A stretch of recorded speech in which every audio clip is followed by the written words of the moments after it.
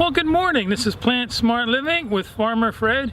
Really glad you could join me today out here in the vegetable gardens. A beautiful, cool day here in Pennsylvania. A little cloudy, but you know, it's a great day for working out in the garden. Well, today I wanted to share with you some tips and ideas on how you can grow Kennebec potatoes in your vegetable garden. And that's Kennebec. So thanks for joining me today.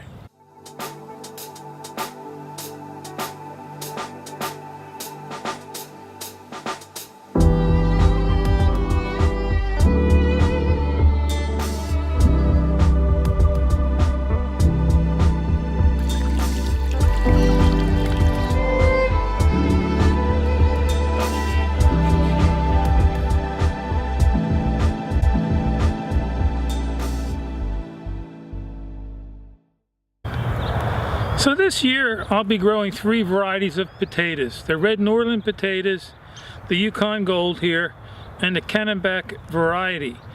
And like the red Norland potatoes are a 90-day variety to reach maturity, and the Yukon Golds are 100 days, and the Kennebec is 120 days. And so this way your potatoes, they all won't come to harvest at the same time. So I have a 90-day, 100-day, and 120 days. And so these potatoes here I ended up getting locally from Ray's Nursery, and if you buy 10 pounds or more, they're 60 cents a pound. And the certified seed potatoes means that these potatoes were grown in a fungus or disease-free soil. And you want to grow these or plant these in a trench that's 3 to 4 inches deep, and you want to space these about 12 inches. And so once the plants start to come up above the soil, maybe 6 to 10 inches, then you want to start mounding your soil around the plant, because it's in the mound is where these potatoes or tubers are going to develop. And you want to make sure you hill your potatoes at least twice during the growing season, so your mound might be 12 inches high, you know, by the end of the season. Again, that's where your potatoes are going to be growing. Also, when I bought these from Ray's, these are just small potatoes. I picked the smallest ones out of the large bag that they have. This way I don't have to cut up my potatoes, you know. Now if you do get the larger potatoes, you can cut them up to like 1.5 inches square, and make sure there's at least 1 or 2 eyes on your potato. And you would also want them to cure or heal anywhere from like 3 to 5 days in a nice warm humid environment before you would plant them. And so why don't you follow me along and we'll go start planting these in the soil.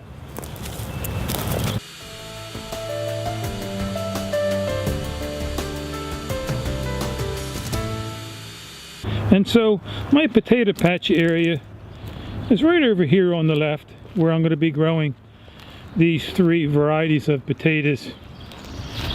And then in this area here I got a couple deliveries, large deliveries of wood chips. And so these wood chips have been composting here for about 2 to 3 years. And so it's in these mounds is where I'm going to be growing these potatoes, the Yukon Gold, the Kennebec, and also my red Norland potatoes. So we just love these Kennebec potatoes. You know, they're a great potato for storing over the winter time, you know, being they take 120 days to harvest. And you know, once the plants die back is generally when it's time to harvest these, and you can store them in your basement or in your garage, you know, as long as it doesn't freeze, generally a temperature around 50 degrees. But you know, potatoes are something that have been maligned by the industries. You know, these industries are greedy, profit-driven industries. They tell you potatoes are not good for you. You know, they turn it into sugar, which makes you fat. Well, you know, potatoes are pillars of worldwide nutrition. You know, cultures and civilizations have lived off of potatoes. You know, it's only when we add bacon bits and butter and sour cream to these tasty and delicious potatoes is when it becomes harmful to our bodies. And so, you know, each potato seed can yield about 2 to 3 pounds of potatoes. And I ended up getting about 20 seed potatoes in my 5-pound bag of potatoes that I purchased. And again, you want to plant these 3 to 4 inches deep and cover them with a couple inches of soil. And so I have here my 3-inch garden hoe that I'm going to use for digging a trench to plant these in. Again, something really easy to do, and let me encourage you to think about growing some yourself. So I'm going to start digging a trench for these potatoes. So again, something really easy to do, especially if your soil is nice and loose. Just work through the soil, dig a nice trench.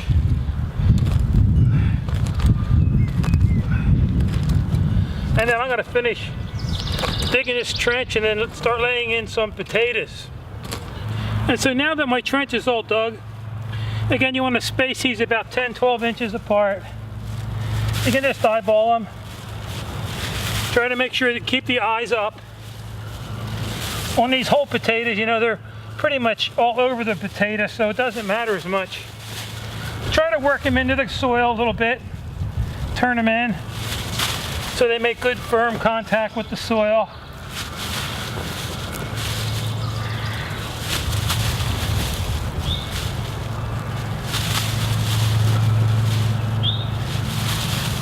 And it looks like I'll have just enough potatoes for my row here.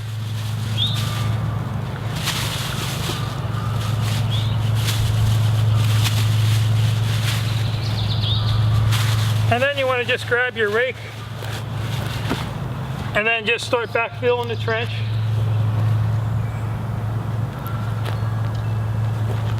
Again, a couple inches of soil.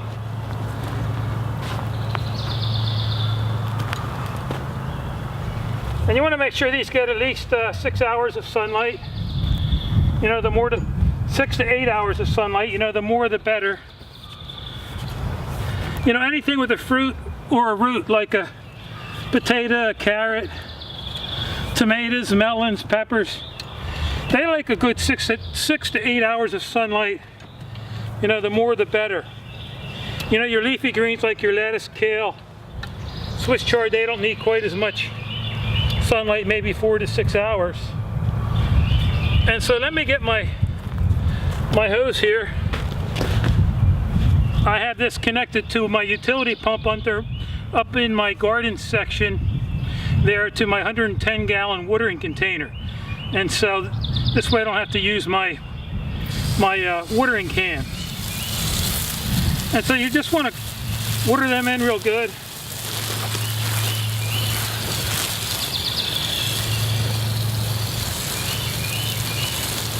This will help settle the soil around the potatoes.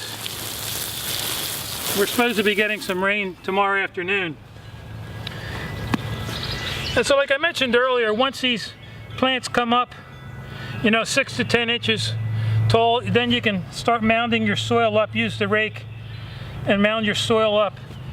And then once they go up and grow up another 6 to 8 inches, then you can mound them again. Usually you mound your potatoes twice during the growing season.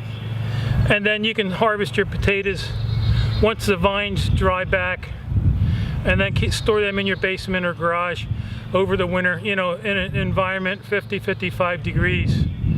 And you know, something really easy to store. I still have some sweet potatoes in my garage there from last fall, and so something really easy to grow. And you know, let me encourage you again to think about growing these, and you can save a lot of money by growing your own food.